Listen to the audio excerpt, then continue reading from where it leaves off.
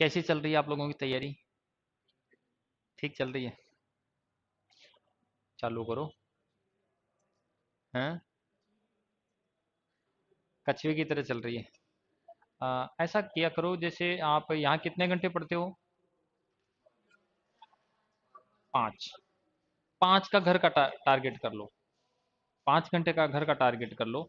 और जो सब्जेक्ट यहाँ पढ़ाया जा रहा है ना, वो आधा घंटे में रिवाइज हो जाएगा, लेकिन आधा घंटे आपके पास में और जो स्टडी मटेरियल है उसमें से उस टॉपिक को ही पढ़ो जो पढ़ाया गया है। शायद मेरे हिसाब से वो ज़्यादा अच्छी तरह क्लियर हो जाएगा। और वैसे भी क्या है कि धीरे धीरे ना याद करेंगे। आपका जो फर्स्ट पेपर है ना, मानते हैं कि जैसे सेकंड पेपर में तो आपकी अच्छी पकड़ होगी, आपका सब्जेक्ट रहा होगा, लेकिन फर्स्ट पेपर जो जीके वाला पार्ट है ना, इसको तो आपको तैयार करना ही पड़ेगा। ये आपके सामने समस्या नहीं है। ये जैसे हमारे पास में टीचर्स की तैयारी करने वाले जो स्टूडेंट आए हुए हैं, साइंस बैकग्राउंड के हैं, और उनको हम इतिहास पढ़ाने लग जाते हैं, संविधान पढ़ाने लग जाते हैं, तो बोलते हैं ये है क्या।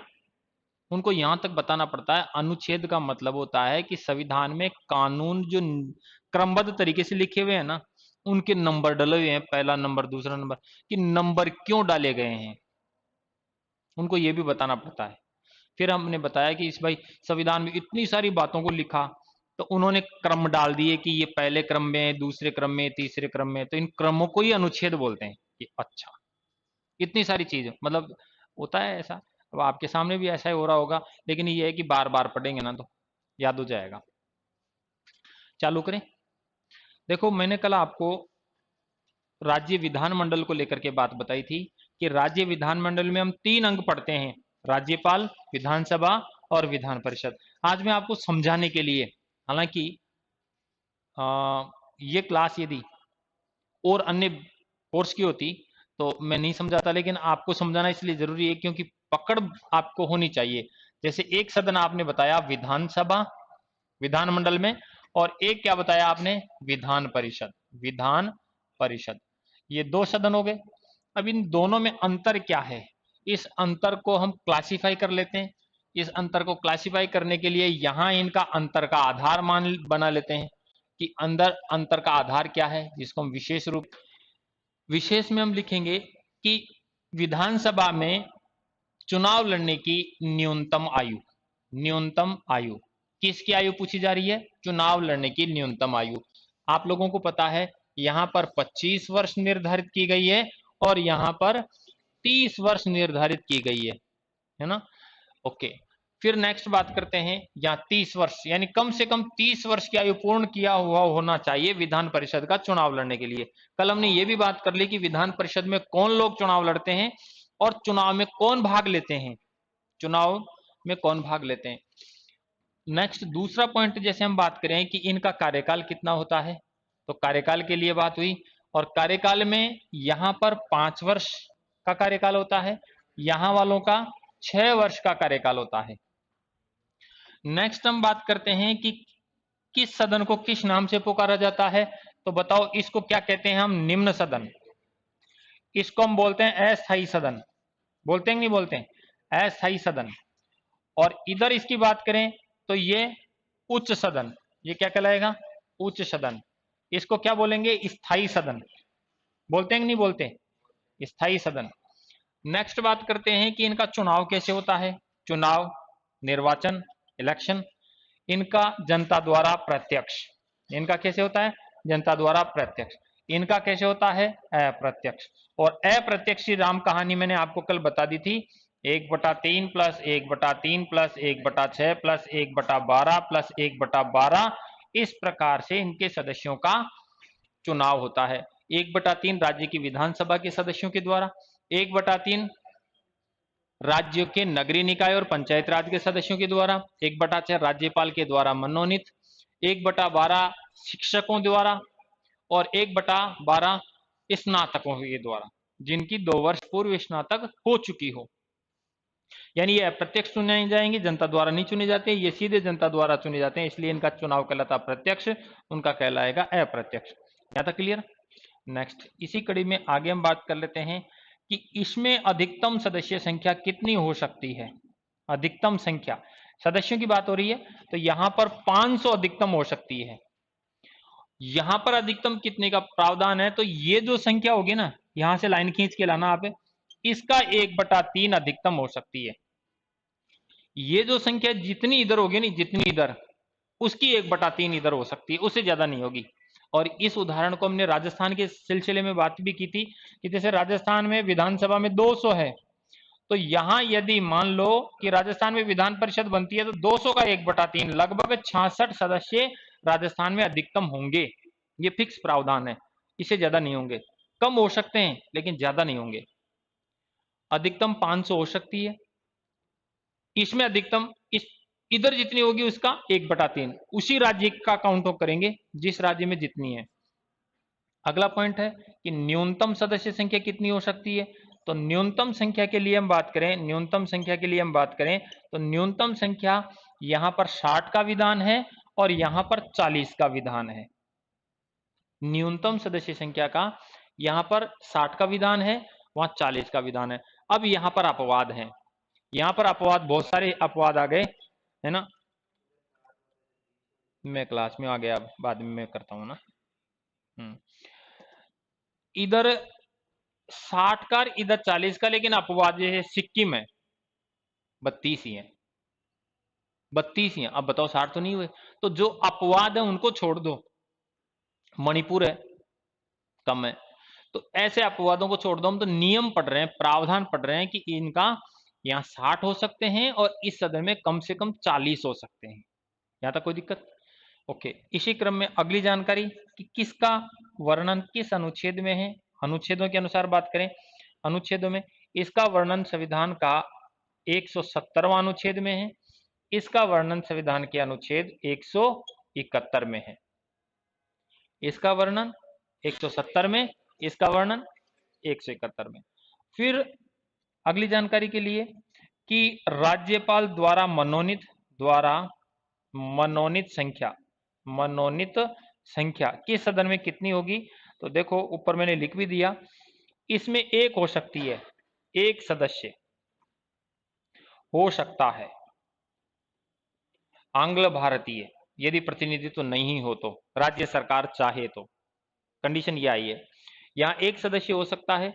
जैसे आप कहेंगे राजस्थान में तो पूरे 200 के 200 जनता द्वारा चुने जाते हैं, राज्यपाल के द्वारा तो एक भी नहीं नियुक्त मनोनीत नहीं होता है, तो फिर ये एक सदस्य का प्रावधान क्यों पढ़ाया जा रहा है आप लोगों को याद रखना। जैसे गोवा में प्रचलन है, गोवा में एक सदस्य मनोनीत करता है राज्यपाल, कौन से सदन में? विधानसभा में।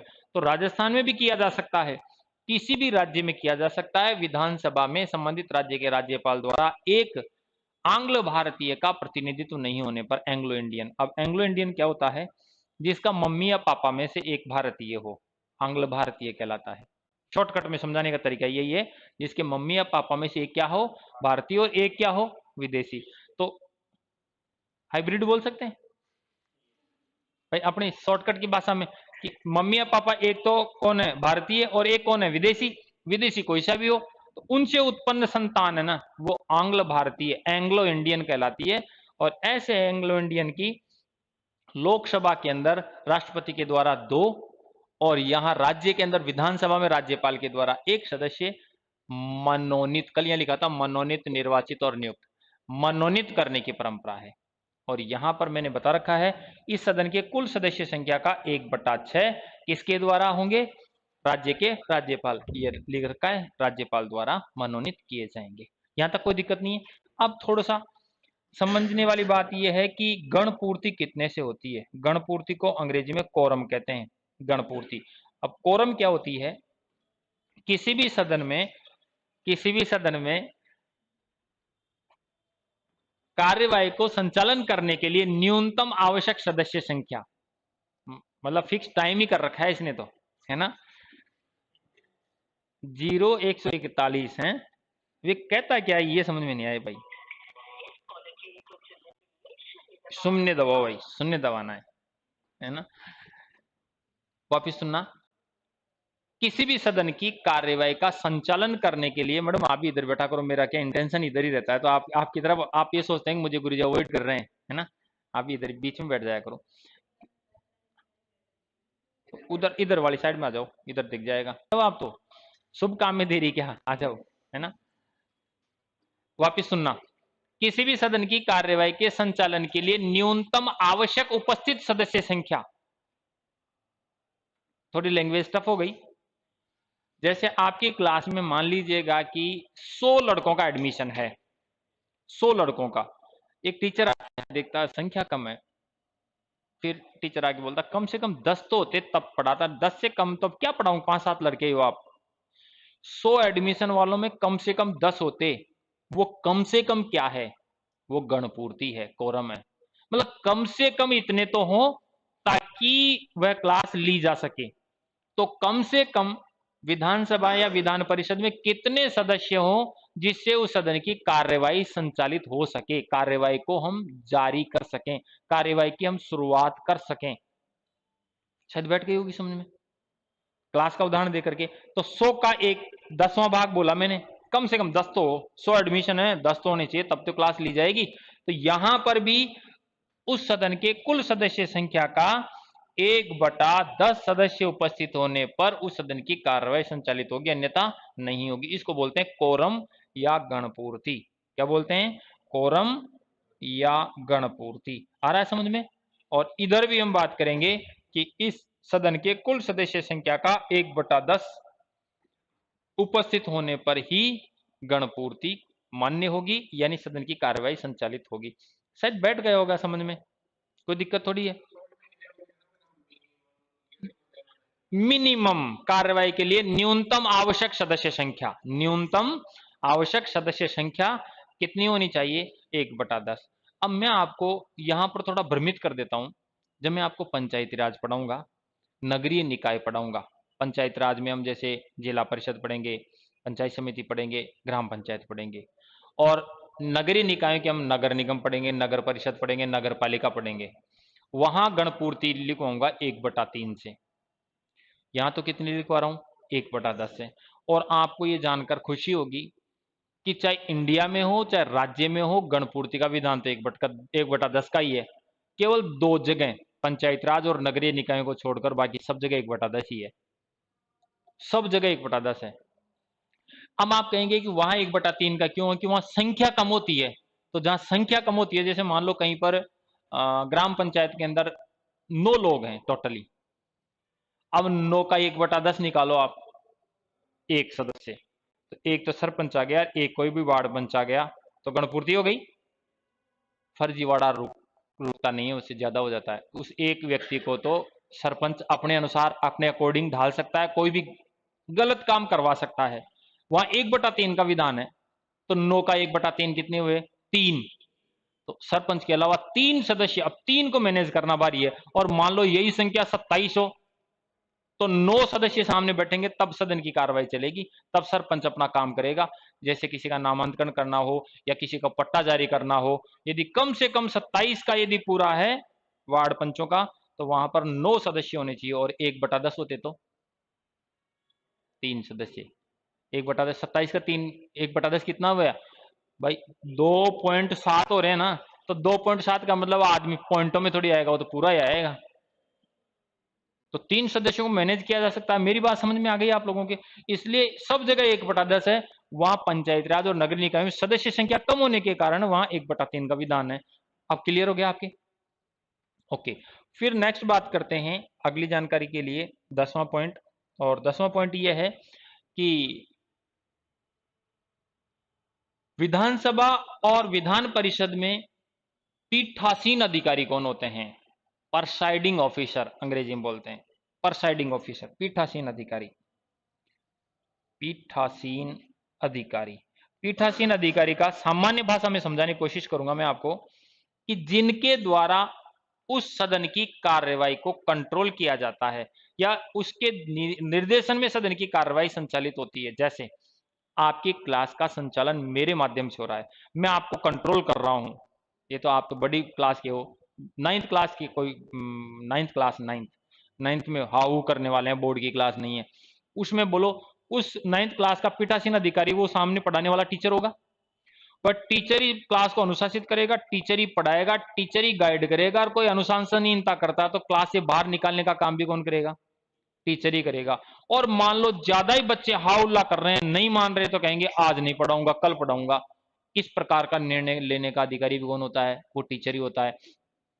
तो उस सदन के कार्यवाही को कंट्रोल करने के लिए, संचालन करने के लिए, या यूं कहेंगे मॉनिटरिंग या ऑब्जर्वेशन करने के लिए जो अधिकारी होता है उसको हम पीठासीन अधिकारी बोलते हैं। आपके एक ही बार में समझ में आ जाएगा। यहां 2 पीठासीन अधिकारी होते हैं।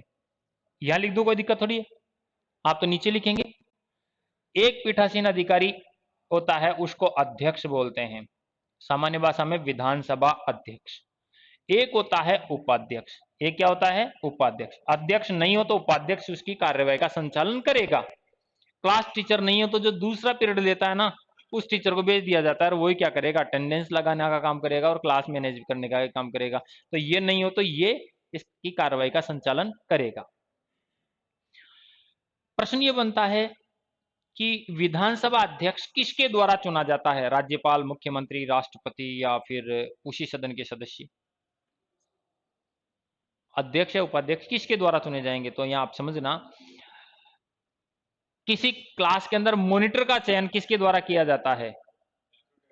स्टूडेंट्स के द्वारा किया जाता है। बस टीचर की तो हरी झंडी होती है, ठीक है, आप कह रहे हो तो इस रामफूल को बना देते हैं, जो भी नाम XYZ उसको बना देते हैं। तो इसका मतलब अध्यक्ष और उपाध्यक्ष इसी सदन के सदस्यों के द्वारा चुने जाते हैं। ओके, इधर कौन होगा? इधर वालों में भी अध्यक्ष उपाध्यक्ष होता है, लेकिन इनके नाम है ना, यहां सभापति के नाम से पुकारते हैं। सभापति और उपसभापति, सभापति और उपसभापति के नाम से पुकारे जाते हैं। इसी सदन के सदस्यों के द्वारा इनका चुनाव होता है। यहां तक क्लियर हो गया? ओके। वर्तमान में राजस्थान विधानसभा अध्यक्ष कौन है? वर्तमान में सीपी जोशी है। ऐसे डर क्यों रहे हो? पहला कौन था? नरोत्तम जोशी, नरोत्तम लाल जोशी थे। तो कुल मिलाकर के अब जैसे प्रश्न आ जाए सीपी जोशी का चयन किसके द्वारा किया गया होगा, तो हमारे राजस्थान विधानसभा के सदस्यों के द्वारा। उसमें पक्ष और विपक्ष नहीं देखा गया, बस सर्वसहमति से साहब किसको बनाना है। सरकार तो बहुमत से बनेगी, लेकिन ये तो सभी की सहमति से बनता है।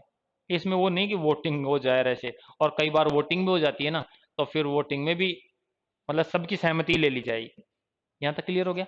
अच्छा, यहां जो अगला जो टॉपिक आएगा 11वां नंबर का, मैं यहां लिख दूं, कोई दिक्कत? एक जगह हो जाएगा आपके लिए। ये त्यागपत्र किसको देंगे? त्यागपत्र। ये त्यागपत्र जैसे यहां मैंने अध्यक्ष लिखा, एक तो अध्यक्ष लिखा, और एक क्या लिखा? उपाध्यक्ष लिखा ना। अभी यहां पर एक लिखा मैं सभापति, और एक क्या लिखा? उपसभापति। यही था। ये त्यागपत्र आपस में एक दूसरे को देते हैं। देखो ये इस प्रकार का एरो लगा रहा हूं मैं, शायद आपके समझ में आ जाएगा। ये इसको, ये इसको। इधर वाली बात करें तो यहां पर भी ये इसको और ये इसको। समझ में आ गई? तो त्यागपत्र सभापति को देना हो तो वो उपसभापति को देगा, और उपसभापति को देना हो तो वो सभापति को देगा। वो प्रश्न यहां से पूछता ही नहीं है। वो प्रश्न पूछेगा आपको एग्जामिनर, निम्न में से सरपंच अपना त्यागपत्र किसको देगा? पहला ऑप्शन देगा उप सरपंच को, वार्ड पंच को, ग्राम विकास अधिकारी को, या विकास अधिकारी को, है ना। तो हम पढ़ाते हैं तब पहले कह देते हैं, पहले दिन ये कह देते हैं कि आपको वो कहां भ्रमित करेगा, क्योंकि हम पढ़ाते हैं भारत का जो राष्ट्रपति होता है, ये राष्ट्रपति अपना त्यागपत्र उपराष्ट्रपति को देता है। किसको देता है? उपराष्ट्रपति को देता है। बिल्कुल सबकी समझ में आ रही है। उपराष्ट्रपति अपना त्यागपत्र किसको देता है? राष्ट्रपति को देता है। अध्यक्ष किसको देता है? उपाध्यक्ष को। उपाध्यक्ष किसको देता है? अध्यक्ष को। सभापति किसको देता है? उपसभापति को। उपसभापति किसको देता है? सभापति को। लेकिन वो पूछेगा कहां? सरपंच किसको देता है? तो सरपंच और प्लस उपसरपंच और जितने भी वार्ड पंच होते हैं ना, वार्ड पंच, ये सारे के सारे इनके लिए विधान बनाया है कि जो बीडीओ होता है ना, BDO ब्लॉक डेवलपमेंट ऑफिसर, जिसको हम शॉर्टकट में तो विकास अधिकारी या खंड विकास अधिकारी के नाम से पुकारते हैं। खंड विकास अधिकारी, ये अलाइड RS होता है, इसको देते हैं। यानी प्रश्न यहां से पूछेगा आपको सर, या उप सरपंच दे करके पूछेगा, और पहला ऑप्शन सरपंच लिखेगा वो, ये तय है। आपको पहले ही पता है कि वो बॉल डालने वाला है ना, बॉल डालने वाला बॉलर है ना, बैट्समैन के लिए कभी भी ये नहीं चाहता कि वो खेले, और खेले तो ऐसे डालता है कि कैच हो जाए। हाँ, पक्का उसका तो इंटेंशन यही रहता है, आपको भी वो क्लीन बोल्ड करेगा या फिर कैच करवाएगा, यानी नेगेटिव करवाएगा गलत करवा करके। सेम डिट्टो यहाँ पर ये कहानी होती है। ये इसलिए पढ़ाया जाता है कि ये तो आपको जनरल याद हो जाए, लेकिन वहां स्पेसिफाई करवाया जाएगा कि वो आपस में एक दूसरे को नहीं देते, बल्कि चाहे उप सरपंच हो, चाहे सरपंच हो, चाहे वार्ड पंच हो, किसी भी वार्ड का वार्ड पंच हो, वो किसको देते हैं? बीडीओ को देते हैं, ब्लॉक डेवलपमेंट ऑफिसर को देते हैं। बात यहां तक समझ में आई? उतार लो एक बार, उतार लिए। 11वां पॉइंट ऊपर है, 10 पॉइंट नीचे हो गया ना। चाहो तो इस 10वें पॉइंट में आपस में क्रॉस मार देना त्याग पत्र का, भाई ये इसको और ये इसको इस प्रकार से देता है। अब यहां से और क्या प्रश्न बन सकते हैं, जैसे राजस्थान विधानसभा को लेकर के कि राजस्थान विधानसभा की वर्तमान स्थिति क्या है, क्योंकि विधान परिषद तो राजस्थान में है ही नहीं। तो यहां से कुछ इंपॉर्टेंट प्रश्न जो आपको जनरल नॉलेज के हिसाब से ज्ञात होनी चाहिए, ये तो मैं अलग से पढ़ाऊंगा आपको ना, ये तो बहुत इंपॉर्टेंट है, प्रश्न यहां से बहुत ज्यादा बनने की संभावना रहती है।